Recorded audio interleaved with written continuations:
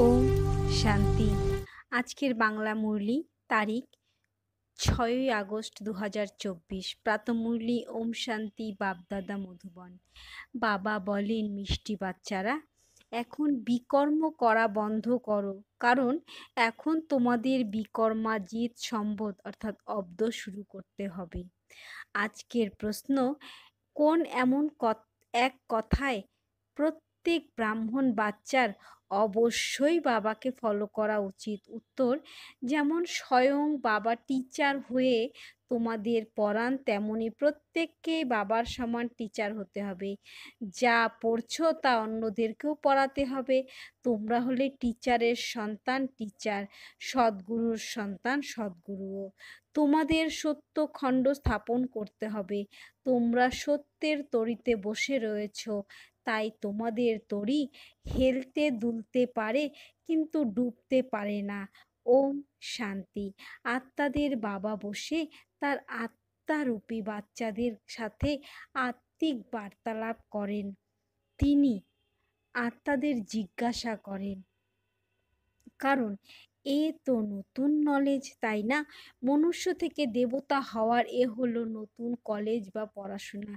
এই পাঠ তোমাদের কে পড়ান? বাচ্চারা জানে আত্মাদের পিতা আমাদের অর্থাৎ বাচ্চাদের ব্রহ্মার দ্বারা পড়ান। এ কথা ভুলে যাওয়া উচিত নয়। তিনি বাবা, আবার তিনি পড়ানো, তাই টিচারও হয়ে গেলেন।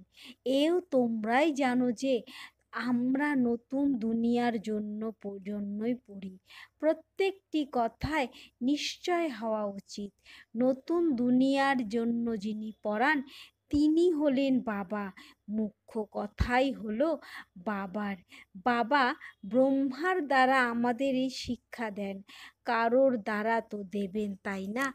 গাওয়াও হয়ে থাকে, ভগবান ব্রহ্মার দ্বারা রাজযোগ শেখান। ব্রহ্মার দ্বারা আদি সনাতন দেবী দেবতা ধর্মের স্থাপনা করেন। যে দেবী দেবতা ধর্ম এখন নেই, এখন এ হলো কলিযুগ। তাহলে একথা প্রমাণিত যে স্বর্গ স্থাপিত হচ্ছে। স্বর্গে শুধুমাত্র দেবী দেবতা ধর্মাবলম্বীরাই থাকে, বাকি সব ধর্ম থাকবেই না, অর্থাৎ বিনাশ হয়ে যাবে। কারণ সত্যযুগে আর কোনো ধর্মই ছিল না। বাচ্চারা, একথা তোমাদের বুদ্ধিতে রয়েছে। এখন তো অনেক ধর্ম রয়েছে। পুনরায় বাবা আমাদের মনুষ্য থেকে দেবতা বানান, কারণ এ হলো সঙ্গম যুগ। এ তো অতি সহজ কথা, যা বোঝাতে হবে। ত্রিমূর্তিতেও দেখানো হয়। ব্রহ্মার দ্বারা স্থাপনা কিসের? স্থাপনা তো নতুন দুনিয়ারই হবে, পুরনো তো হবে না। বাচ্চাদের এই নিশ্চয় রয়েছে যে নতুন দুনিয়ায় থাকে দৈবীগুণ সম্পন্ন দেবতারা। তাই এখন আমাদেরও গৃহস্থ ব্যবহারে থেকে দৈবী গুণ ধারণ করতে হবে। সর্বপ্রথম কাম বিকারের উপর বিজয় প্রাপ্ত করে নির্বিকারী হতে হবে। কাল পর্যন্ত দেবী দেবতাদের সম্মুখে দাঁড়িয়ে বলতে যে আপনারা হলেন সম্পূর্ণ নির্বিকারী আর আমরা বিকারী। নিজেদের বিকারী মনে করত, কারণ বিকারে যেত। এখন বাবা বলেন, তোমাকেও এমন নির্বিকারী হতে হবে, দৈবী গুণ ধারণ করতে হবে। কাম ক্রোধাদির এই বিকার যদি থাকে, তবে একে দৈবী গুণ বলা যাবে না। বিকারে পতিত হওয়া, ক্রোধ করা, এসব হলো আসুরি গুণ। দেবতাদের কি লোভ লালসা থাকবে? ওখানে বিকার থাকে না। এটাই হলো রাবণের দুনিয়া। রাবণের জন্ম হয় ত্রেতা আর দাপরের সঙ্গমে। যেমন এই পুরনো দুনিয়া আর নতুন দুনিয়ার সঙ্গম হয়, তাই না? তেমনি সেটাও সঙ্গম। এখন রাবণ রাজ্যে অতিমাত্রায় দুঃখ রোগ রয়েছে, তাই একেই বলা হয় রাবণ রাজ্য। রাবণকে প্রতি বছর দহন করা হয়। বাম মার্গে গমনের ফলেই বিকারী হয়ে যায়। এখন তোমাদের নির্বিকারী হতে হবে। এখানেই দৈবী গুণ ধারণ করতে হবে। যে যেমন কর্ম করে তেমনই ফল পাবে। বাচ্চাদের দ্বারা এখন কোনো বিকর্ম হওয়া উচিত নয়। এ এক হলো রাজা বিক্রমাজিৎ, দ্বিতীয় হলো রাজা বিক্রম। এটাই হলো বিক্রম সম্বত, অর্থাৎ রাবণ রূপী বিকারীদের যুগ। এ কেউ বোঝে না। বিকল্পের আয়ুই কল্পের আয়ুই কারোর জানা নেই। বাস্তবিক বিক্রমাজিৎ হয় দেবতারা। ৫,০০০ বছরের ২,৫০০ বর্ষ হয় রাজা বিক্রমের, আর ২,৫০০ বর্ষ রাজা বিক্রমাজিতের। অর্ধেক হলো বিক্রমের। যদিও ওইসব লোকেরা বলে কিন্তু কিছুই জানে না। তোমরা বলবে বিক্রমাজিতের আমল ১ বর্ষ থেকে শুরু হয়, পুনরায় ২,৫০০ বছর পরে বিক্রমের আমল শুরু হয়। এখন বিক্রম যুগ সম্পূর্ণ হবে, পুনরায় তোমরা বিক্রমাজিৎ মহারাজা মহারানী হচ্ছ। যখন সম্পূর্ণ হয়ে যাবে তখন বিক্রমাজিৎ যুগ শুরু হয়ে যাবে। এ কথা তোমরাই জানো। তোমাদেরকে বলে যে ব্রহ্মাকে কেন বসানো হয়েছে? আরে তোমরা কেন এনার ব্যাপারে চিন্তিত? আমাদের যিনি পরাণ যিনি, সেই কি ইনি? না, ইনি নন। আমরা তো শিব বাবার কাছে পড়ি, ইনিও ওনার কাছেই পড়েন। তিনি পরাণ, তিনি তো জ্ঞানের সাগর, তিনি তো বিচিত্র। ওনার চিত্র অর্থাৎ শরীর থাকে না, ওনাকেই বলা হয় নিরাকার। ওখানে সব নিরাকারী আত্মারা থাকে, পুনরায় এখানে এসে সাকারী হয়। পরমপিতা পরমাত্মাকে সকলেই স্মরণ করে। তিনি হলেন আত্মাদের পিতা। লৌকিক পিতার উদ্দেশ্যে পরম শব্দটি বলা হয় না। এ তো বুঝবার মতো বিষয়, তাই না?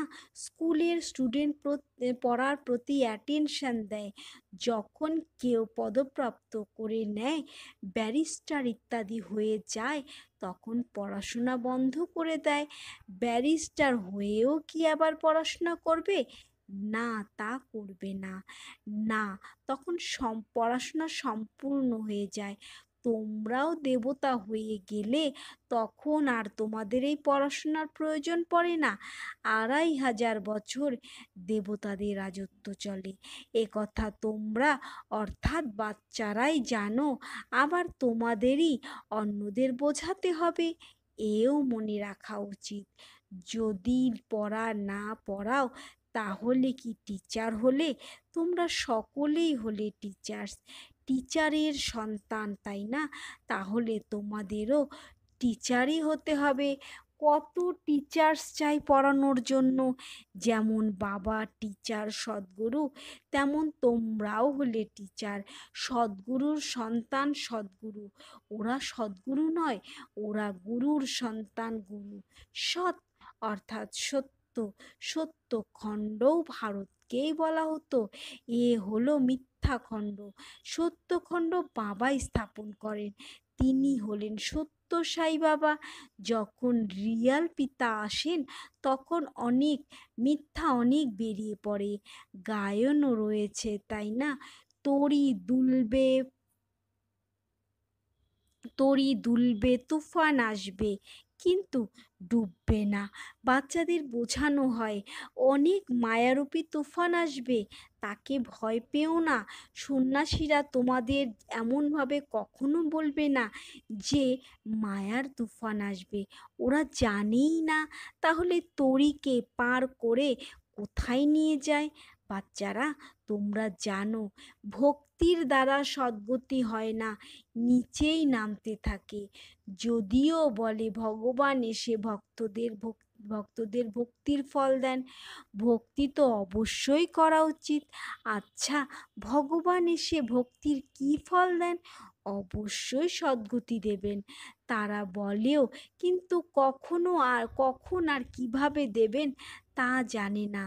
তোমরা কারোর কাছে জিজ্ঞাসা করো, তাহলে বলে দেবে যে এ তো অনাদিকাল ধরে চলে আসছে, পরম্পরা অনুসারে চলে আসছে। রাবণকে কবে থেকে দহন করা শুরু করেছে তারা বলবে পরম্পরা অনুযায়ী। তোমরা বোঝালে তখন বলে এদের জ্ঞান তো কোনো নতুন জ্ঞান, যারা কল্প পূর্বে বুঝেছিল তারা শীঘ্রই বুঝে যায়। ব্রহ্মার কথা তো ছেড়েই দাও, শিব বাবার জন্মও তো হয়েছে তাই না, যাকে শিবরাত্রি বলা হয়। বাবা বোঝান আমার জন্ম দিব্য আর অলৌকিক, সাধারণ মানুষের মতো আমার জন্ম হয় না, কারণ তারা সকলে গর্ভ থেকে জন্মগ্রহণ করে, শরীরধারী হয়। আমি তো গর্ভে প্রবেশ করি না। এই নলেজও পরমপিতা পরমাত্মা জ্ঞান সাগর ব্যতীত আর কেউ দিতে পারে না। জ্ঞান সাগর কোনো মানুষকে বলা হয় না, এই উপমা দেওয়া হয় নিরাকারকে। নিরাকার পিতা আত্মাদের পরাণ বোঝান। বাচ্চারা, তোমাদের এই রাবণ রাজ্যে নিজ ভূমিকা পালন করতে করতে দেহ অভিমানী হয়ে পড়েছ। আত্মাই সব কিছু করে থাকে, এই জ্ঞানই ভুলে গেছে। এ হলো অর্গ্যানস অর্থাৎ কর্মেন্দ্রিয়, তাই না? আমি আত্মা চাইলেই এদের দিয়ে কর্ম করাবো অথবা করাবো না। নিরাকারী দুনিয়ায় তো বিনা শরীরেই বসে থাকে। এখন তোমরা নিজেদের ঘরকে জেনে গেছো। ওই সব মানুষের অর্থাৎ সন্ন্যাসীরা তো আবার ঘরকেই ঈশ্বররূপে মেনে নিয়েছে। ওরা তো ব্রহ্মজ্ঞানী, তত্ত্বজ্ঞানী, তাই না? তারা বলে যে ব্রহ্মতে বিলীন হয়ে যাবে। যদি বলে যে ব্রহ্মতে বাস করবে, তাহলেই তো ঈশ্বর পৃথক হয়ে যাবে। এরা তো ব্রহ্মকেই ঈশ্বর বলে। এও ড্রামায় নির্ধারিত। বাবাকেও ভুলে যায়। যে বাবা বিশ্বের মালিক বানায় তাকে শত স্মরণ করা উচিত, তাই না? কারণ তিনি স্বর্গ স্থাপন করেন। এখন তোমরা হলে পুরুষোত্তম সঙ্গমযুগী ব্রাহ্মণ। তোমরা উত্তম পুরুষ হয়ে যাও। কনিষ্ঠ পুরুষ উত্তমের সামনে মাথা নত করে, দেবতাদের মন্দিরে গিয়ে কত মহিমা কীর্তন করে। এখন তোমরা জানো যে আমরাই দেবতা হই, এ তো অতি সাধারণ কথা। বিরাট রূপের বিষয়েও বলা হয়েছে। এ হলো বিরাট চক্র, তাই না? ওরা তো শুধু গায়ন করে। ব্রাহ্মণ, দেবতা, ক্ষত্রিয়, লক্ষ্মী নারায়ণ ইত্যাদির চিত্র তো রয়েছে, তাই না? বাবা এসে সকলকে কারেক্ট করছেন, কারণ ভক্তি মার্গে জন্ম জন্মান্তর ধরে তোমরা যা কিছু করে এসেছো তা ভুল, তাই তোমরা তমপ্রধান হয়ে গেছো। এখন এ হলো আনরাইটিয়াস দুনিয়া। এখানে দুঃখই দুঃখ রয়েছে, কারণ এ হলো রাবণের রাজ্য। সকলেই বিকারী। রাবণের রাজ্য হলো অধার্মিক, আর রামের রাজ্য ন্যায়নিষ্ঠ অর্থাৎ ধার্মিক। এটা হলো কলিযুগ, ওটা হলো সত্যযুগ। এ তো বোঝার মতো বিষয়, তাই না? এনাকে শাস্ত্র পড়তে কখনো দেখেছো কি? নিজের সম্পর্কেও নলেজ দিয়েছেন, রচনার কথাও বুঝিয়েছেন।